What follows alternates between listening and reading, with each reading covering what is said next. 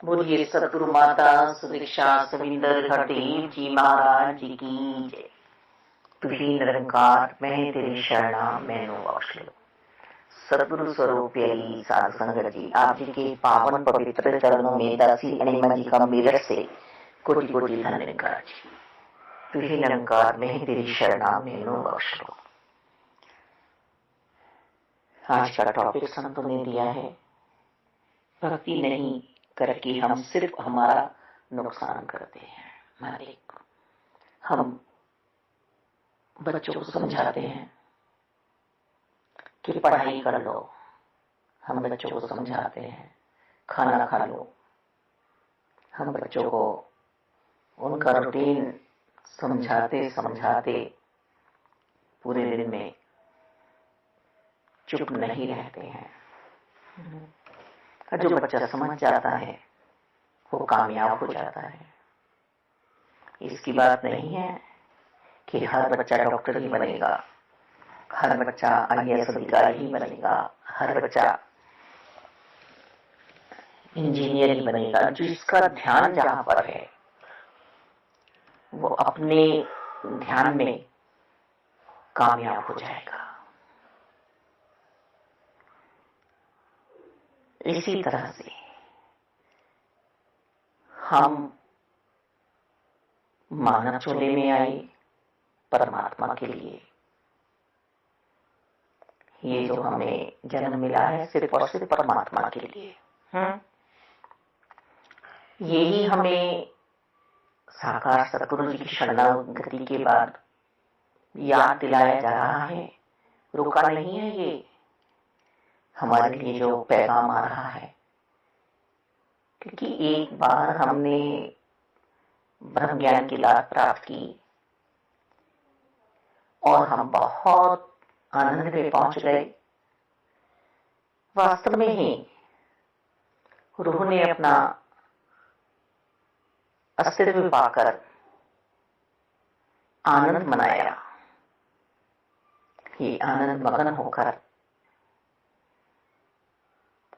खुशहाल हुई।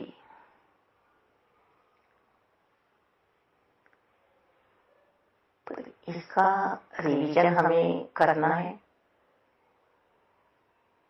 और यदि हम इस रिवीजन से हट गए, क्योंकि श्वासों का कुछ पता नहीं है कितनी श्वासें हैं हमारी।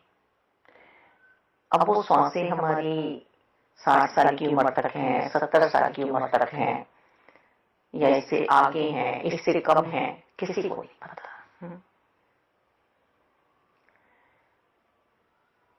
जब तो हमें समझाया जा रहा है कि हम कितना बड़ा अपना नुकसान कर रहे हैं।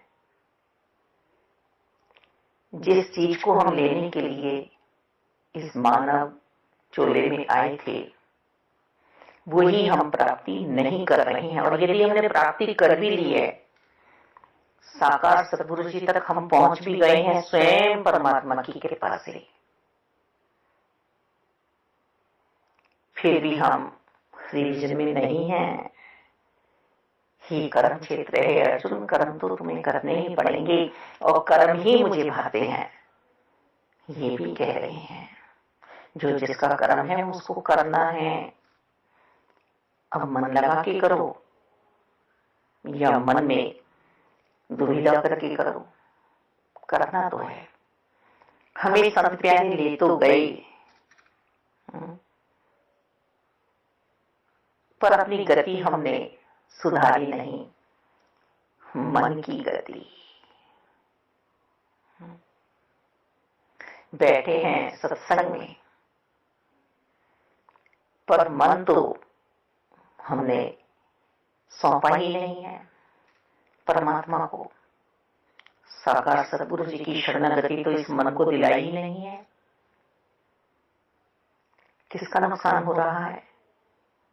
जैसे उस बच्चे ने माता पिता की बात नहीं मानी समय पर, चाहे वह जितना भी होशियार, जितना भी पोजीशन लाने वाला, पर आज रो रहा है, समय पे जागृत नहीं हुआ है अपनी सेवाओं के लिए। ऐसे ही हम भी अपना नुकसान कर बैठते हैं। चोर योजना बनाता है चोरी करने की, सफल होने की, कि किस तरह से मुझे वहां तक पहुंचना है। हाँ, पूरा पूरा ध्यान लगाता है अपना, क्योंकि उसने अपना कर्म यही बना लिया है, अपनी सोच यही बना ली है।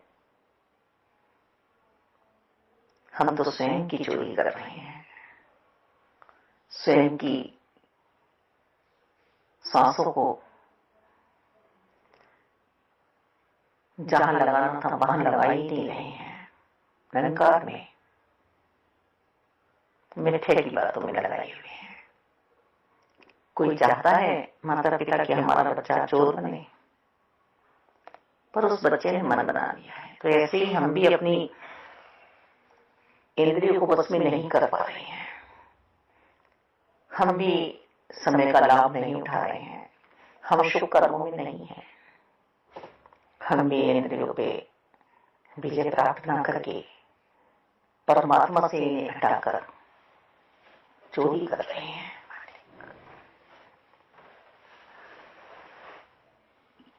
देखो, तभी क्रोधित भी होता है, गुस्सा आता है, ब्रह्मज्ञानी होकर भी जो अपना नुकसान कर रहे हैं, भक्ति पूर्णतः नहीं कर रहे हैं, साकार सदगुरु जी की शरणागति में नहीं है, वो कोई भी हो सकता है, कोई भी हो सकता है।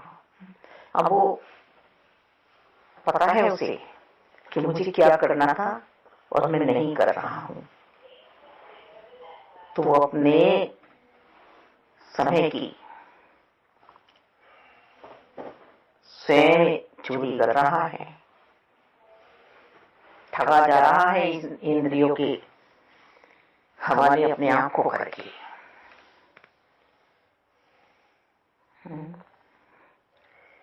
ये इंद्रियां संत जन बताते हैं कि वैश्या हैं, हमें ठग रही हैं, और फिर अंगारी भी डाल देंगी हमारे ऊपर, हमें भस्म भी कर देंगी। उनका कुछ नहीं बिगड़ेगा। ये इंद्रियां हमारी धर्म पत्नी नहीं है जो हमें धर्म के रास्ते पर चलाएंगी।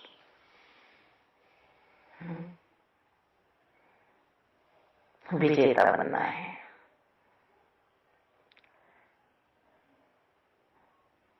ऋषि मुनि, तप तपीश्वर, योगी परमात्मा को पा नहीं सके। मेनका आ गई अप्सरा, ठग लिया, ठगे गए। तो बैलेंस बना के चलना है मालिक। अब चोर तो चोरी की योजना बना रहा है और पुलिस वाले उसको पकड़ने की योजना बना रहे हैं। पुलिस वाला हमारे ऊपर भी बैठा हुआ है। हम बारंबार कह रहे हैं कि निरंकार की कैद में है हम, फिर भी हम समझ नहीं रहे हैं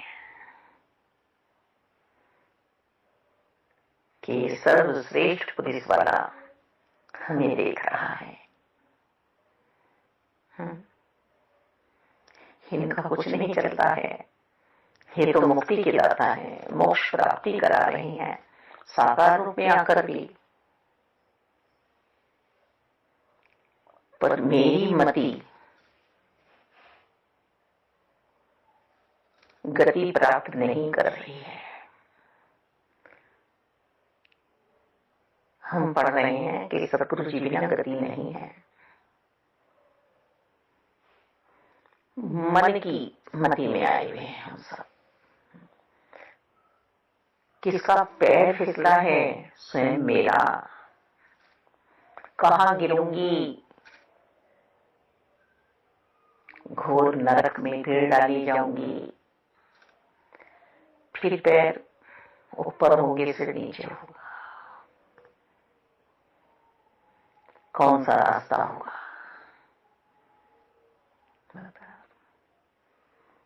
बिरले ही व्यापारी है जो साकार को पहचान लेते हैं निरंकार की कृपा से, और गुरु बच्चों पर अपना ध्यान जमा लेते हैं। सदगुरु जी के बचनों को संभाल के चलते हैं अपने जीवन में। हमारी भी कभी ये दुर्दशा हो सकती है, और होती भी है। 24 घंटे तो हमें निरंकार याद नहीं रहते ना, हम भी तो ठगे जाते हैं इस माया के संसार में। अभी एक बात शाम से दासी को ध्यान आ रही थी कि हम किसी से कह रहे हैं कि तुम्हें सत्संग करना चाहिए, तुम्हें सिमरन करना चाहिए, तुम्हें चरणामृत लेना चाहिए, तुम स्वस्थ हो जाओगे, आचार विचार शुद्ध हो जाएंगे, रूप रंग फिर खिल उठेगा। तुम्हें ध्यान आ रहा है कि गलती तो हम भी कर रहे हैं। हम उस पत्थर पे सिर मार रहे हैं जो बारंबार हम लोग उद्वान हो रहे हैं। निरंकार हमारे पास नहीं है, इन निरंकार से अरदास नहीं कर सकते। कहीं मेरी सोच में कमी है, मैं ही शायद ऐसा नहीं चाहती कि फिर दोबारा से भक्ति वाला जीवन हो, पूर्ण रूप से परमात्मा का बन जाए ये जीव। तो जिसने अपने कमी को देख लिया है वही तो लाभ उठाएगा। जो दूसरों की कमियों को देखता चला जा रहा है, जब वास्तव में हम दूसरों की कमियों को देखते हैं, कितना बोझा अपने सिर पे ले लेते हैं, कितना बोझा हम अपने सिर पे लेते हैं। व्यर्थ का ही भार उठाए हुए हैं हम लोगों को। तो जो अरदास हमें निरंकार से लगानी है, जो अरदास से हम इंसानों से लगा रहे हैं कि तुम्हें ऐसा करना है, तू करता है जगत का, तू सबका आधार, ब्रह्म ज्ञानी जन आधार कोई तो लिए हुए हैं निरंकार की, इन्हीं के तो कवच में है, अंदर बाहर यही तो है। आज ये बहुत शोर मच रहा है बात का। आपने दवाई ली, आपकी तबीयत ठीक है। हर इंसान एक दूसरे से ये पूछ रहा है। जहां परिवारों में नाम रूपी सिमरन चलना चाहिए था, तो ही निरंकार की ध्वनि निकलनी चाहिए थी। बैठक का सांझे सिमरन की, जहां सत्संग होना चाहिए था, जहां सतगुरु जी की गुणवाणी पढ़ी जानी चाहिए थी। अब हम पुकार तो रहे हैं डॉक्टर को, पुकार तो हम रहे हैं पुलिस वालों को, पुकार तो हम रहे हैं वकीलों को। परमात्मा भी तो देख रहे हैं ना, ये भी तो कहते हैं हाँ यही करेंगे तुम्हारा काम। चलो चलो चलो, मेरे से ज्यादा इन पर विश्वास ना। अभी पूर्ण संत क्या करते हैं, बड़े से बड़े नुकसान को सह जाते हैं, बस एक नुकसान नहीं होना चाहिए, प्रभु पे से विश्वास नहीं हटना चाहिए, साकार सतगुरु पे से विश्वास नहीं हटना चाहिए, संतों की संगति नहीं हटनी चाहिए मेरे पास से। संत मत में मुझे रहना है, बड़े से बड़ा नुकसान हो जाए फिर क्या फायदा मेरे जीवन में ब्रह्म ज्ञान प्राप्ति का। भक्ति लोग के प्रभु को पाना है। कितने ब्रह्म लेके हैं, स्वयं दासी अपने आप के लिए कह रही है, हाँ तो सब महान होता है भक्ति मार्ग की। मैं बहुत डगमगाती हूँ इस में बैठने के बाद भी, मैं डगमगाती हूँ, मेरे एहसास में कमी हो जाती है, मेरे ध्यान में कमी हो जाती है। संधि तो कराई है, अहंकार के साथ साकार नहीं, पर फिर भी बहुत दूर पहुंच जाती हो अपने ध्यान से। तो कितना नुकसान कर बैठती हो।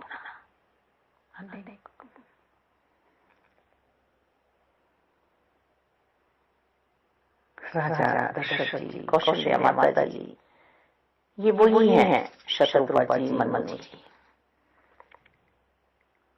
12,000 साल तक तपस्या की।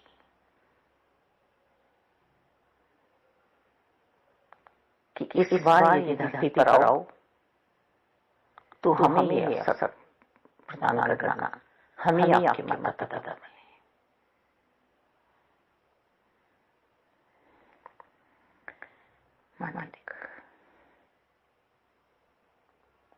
वो राजा दशरथ जी जो इंद्र की सभा में भी जाते तो इंद्र अपना आसन छोड़ के खड़े हो जाते।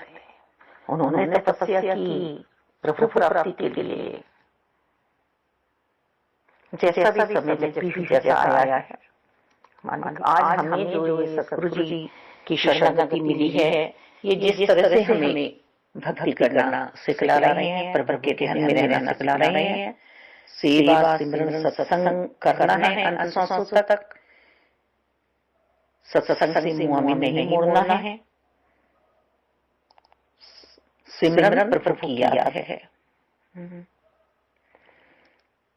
तो ऐसा यदि हमने नहीं किया, हर कर्म को सेवा में हमने नहीं डाला, तो हम चाहे जितने बार भी ब्रह्म ज्ञान की दात प्राप्त कर लें, क्योंकि करनी तो एक होने नहीं है, मन वचन कर्म तो एक होने रहा है। अभी चारों ओर मेरे अंधेरा है।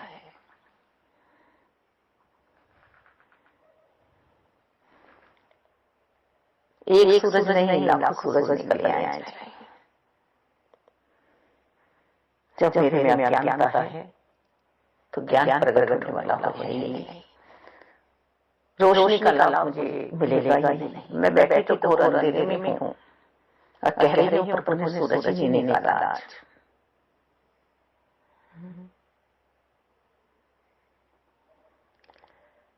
इस सोचने में मेरी मति भ्रष्टि है।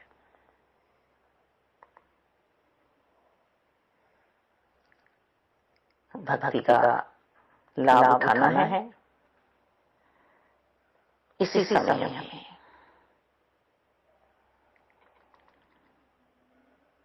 भक्ति सुख और दुख से ऊपर उठाती है। जो प्रभु भी नहीं कर पाए, जो करने को तरसते हैं, वो उनकी भक्ति करते हैं, उनका ध्यान लगाते हैं, प्रभु बहुत खुश होते हैं। तभी तो कहते हैं भक्त के बस में है भगवान। सारे कार्य आप प्राप्त होते हैं ऐसे भक्तों के, संतों के। माता पिता चाहते हैं कि जो हम नहीं कर पाए वो बच्चा कर ले, हमसे आगे निकल जाए। गुरु जी चाहते हैं मेरा शिष्य, परम शिष्य मुझसे भी आगे निकले। रामकृष्ण परमहंस जी अपने ध्यान से भी बाहर आ जाते हैं जब अपने परम शिष्य नरेंद्र को देखते हैं, और उन्हें देखते ही मां काली को